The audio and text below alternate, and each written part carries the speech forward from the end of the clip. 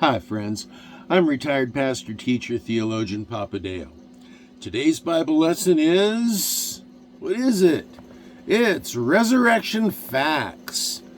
Now, I've been serving Christ and studying the Bible for over 50 years.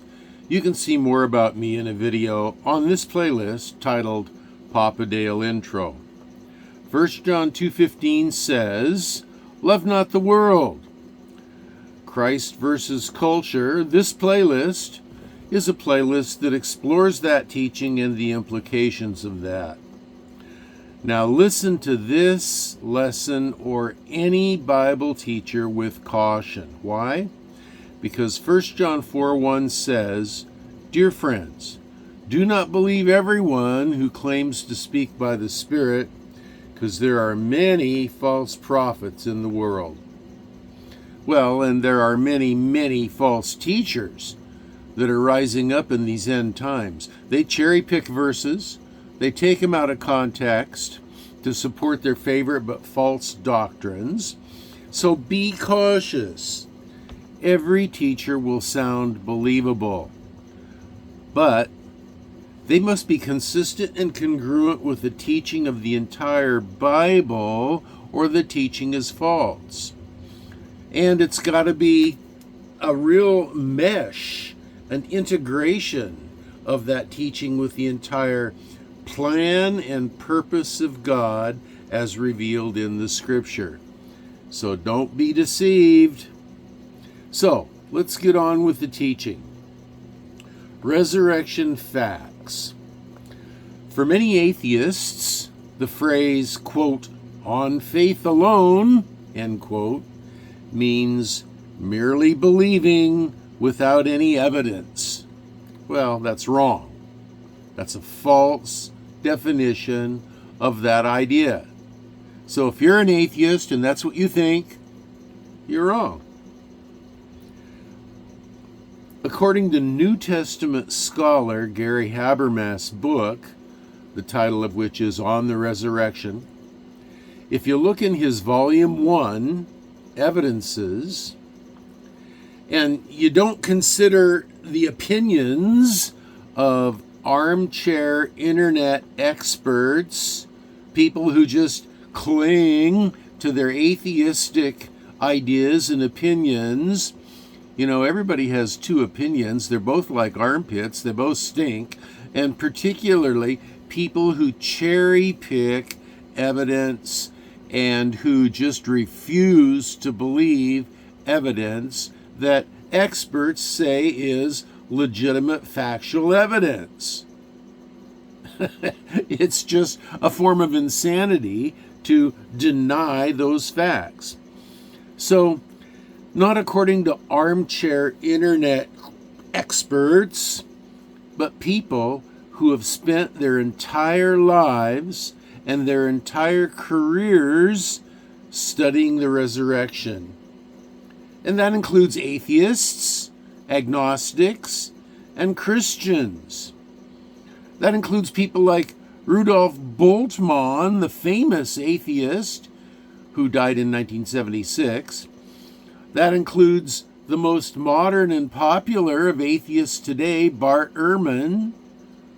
That includes people like Pinchas Lapid, the world's foremost agnostic who just recently died.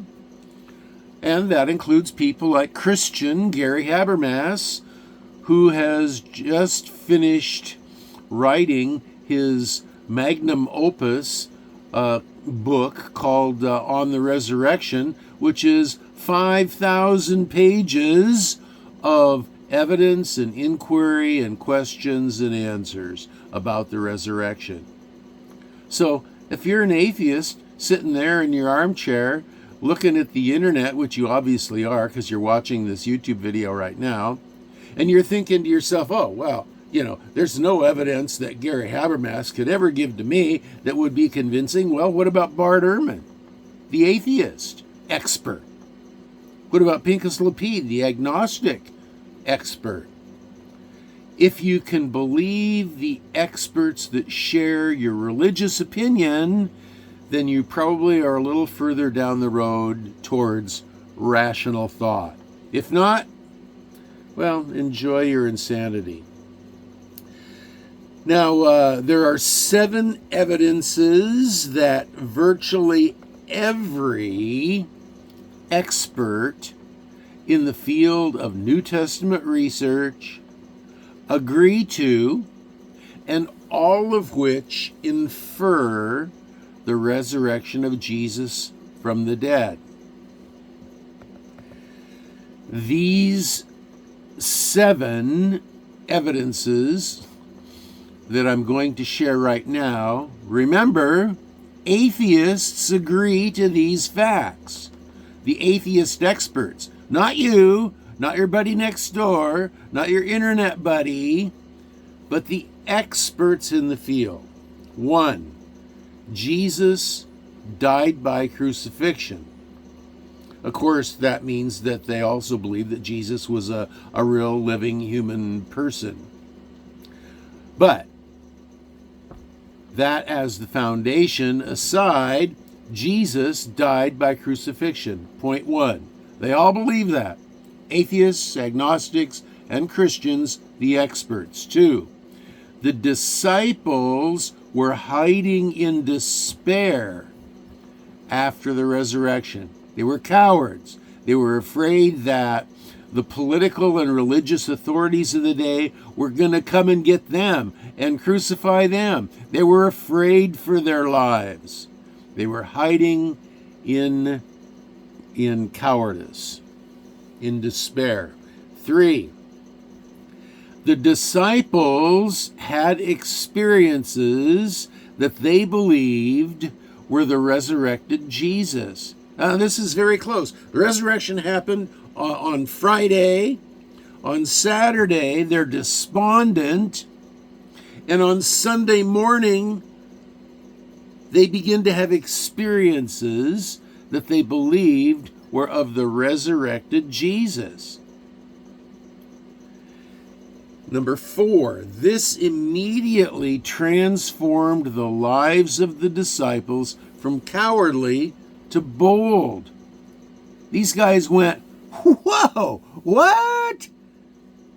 This immediately transformed the lives of the disciples from cowardly to bold. Number 5, their testimony to the resurrection was virtually immediately after the event. They were proclaiming it all over, even the women who were considered unreliable witnesses, but the women and the men and the disciples, not just 1, not just 2. There were 120 of them in the original group appearance that Jesus made. And so it was many, not just the original 12 disciples minus Judas. There were dozens and dozens of hangers-on and followers behind that hung with Jesus. People like Barnabas, people like Matthias, who both ended up being in the running to fill that 12th apostleship spot in Acts chapter 1. And the qualifications for that were people who had been with us the whole time of Jesus' ministry and were witnesses to his resurrection. And they selected Barnabas and Matthias from a whole group of people that qualified in that regard. But anyway, I'm getting too detailed in this, but the testimony to the resurrection was virtually immediately after the event. Point number 5. Point number 6. The conversion of James, the brother of Jesus, who was a strong unbeliever, to the leader of the believers. James was a guy who grew up with Jesus. They were brothers in the same house. They were likely only a couple of years apart in age. And so as they were growing up, they wrestled together. They, probably slept in the same bed. They had experiences. Their father Their earthly father, Joseph, probably taught them both how to be tectons, carpenters, or stonemasons. And so they had these shared experiences of growing up. And James was an unbeliever. In fact, he was such an unbeliever that he thought that his brother had lost his mind. But very quickly after the crucifixion, James was visited by his brother and became a believer. And number 7, the conversion of Saul of Tarsus from strong unbeliever and violent opponent to Paul, the early Christian missionary and theologian, who was willing to travel thousands of miles all across the Roman Empire into hostile Christian-hating communities, to be stoned 3 times, to be shipwrecked, to be beaten with rods, to be thrown out of cities, to be left for dead. The opponent of Christians, so strong that he was willing to kill them, became a believer willing to die for his belief. Why? Because he had seen the resurrected Jesus. These 7 evidences are agreed to by all of the experts in the field, virtually 95 to 99% of the experts in the field, according to surveys done by Gary Habermas in the research of his 5,000-page book. Hundreds and hundreds and hundreds and hundreds of scholars that he's interviewed and asked these questions of. And so there is an 8th one. There's a +1 here that 80% of all of these people, even the atheists and the agnostics, 80% say that it's a historical fact that the tomb was empty. Why? Well, because the tomb was very close to where the crucifixion happened, and the crucifixion was very close to Jerusalem, and all of the opponents of Christianity, all of the people in the Sanhedrin, all of the rulers, could have taken a weekend stroll, an afternoon stroll, an after-dinner walk to the tomb where Jesus had been buried and see that it was empty. They could see for themselves. The tomb was known. Joseph of Arimathea, a rich man, a ruler, a member of the Sanhedrin, an expert in the law, owned the tomb. It was known where it was, and they could have easily walked there. And the proclamation was that the tomb was empty. 80% of the atheists believe this. The atheist scholars believe this.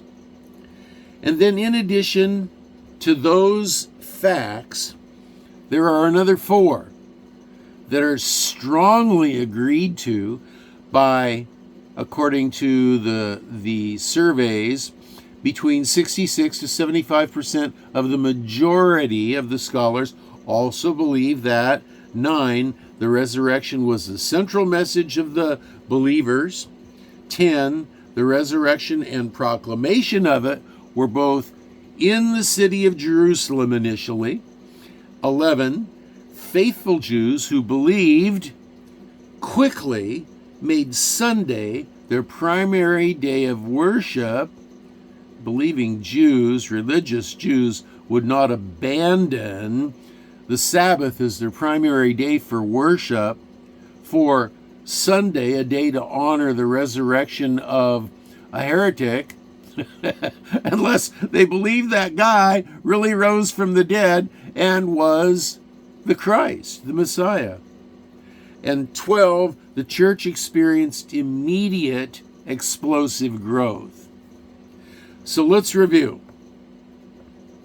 These facts, these resurrection facts are: 1. Jesus died by crucifixion. 2. The disciples were hiding in despair early on. 3. The disciples had experiences that they believed were the resurrected Jesus almost immediately after the crucifixion. 4. This immediately transformed the lives of the apostles from being cowards in hiding to bold proclaimers of the resurrection of Jesus. 5. Their testimony to the resurrection was immediately after the event of the crucifixion. 6. The conversion of James, the brother of Jesus. 7. The conversion of Saul of Tarsus, the strong unbeliever. 8. The tomb was empty. 9. The resurrection was the central message of the believers. 10.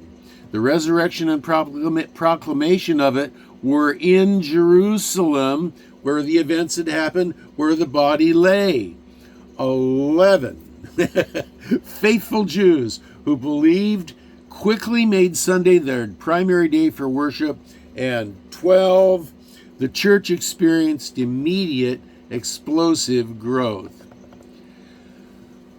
When historians, true historians, scholars, educated people, people with PhDs, with terminal degrees in this information, people who have made their entire lives studying this stuff, not just armchair Monday morning quarterbacks who looked at a half a dozen YouTube videos and read 2 popular atheist books, true experts in the field.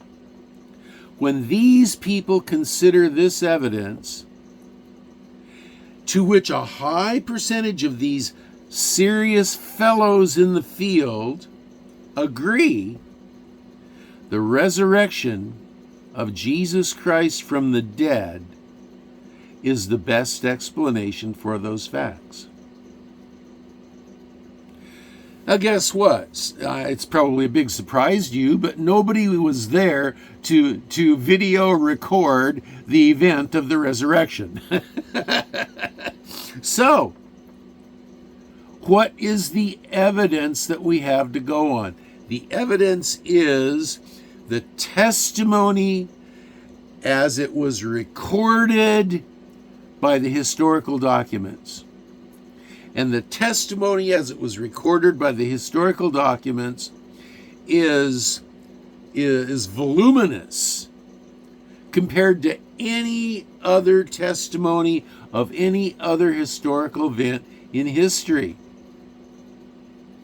This is voluminous. And if you say, oh, well, you can't believe the Bible because it's unreliable. No, these atheist and agnostic experts agree with you. The Bible is unreliable, but there are portions of it which they say are factual and are reliable. And it's only in the analysis of those facts that we're making these claims, that we're making these statements. Only the facts that everybody agree to, atheists, agnostics, and Christians, only the facts that everyone agrees to, virtually everyone, are the facts that we're talking about here.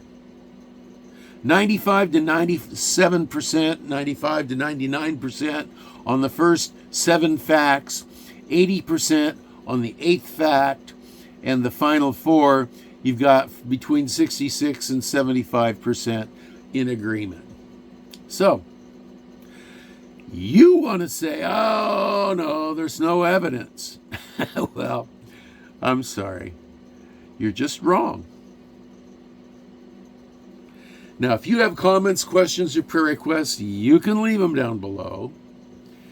And if you're not nasty in the way that you leave your comment, question or prayer request. Well, I guess if it's a prayer request, you're not going to probably be nasty. But I'll answer, a few answers. I'm not going to get into lengthy debates with you about things because that's not the purpose of this YouTube channel. But if you do have comments, questions, or prayer requests, you can leave them down below. And if you want to go to the written form of the notes of this lesson, there's a link to that. If you want to go to my Facebook page and connect with me there, there's a link for that. And if the Lord allows me to, I do plan to upload more videos, and I'll see you then. Until then, this is your old pal Papa Dale signing off and saying, God bless you. I'll pray for you that you'll be well and that you'll be blessed. And that's 2 thumbs up for you.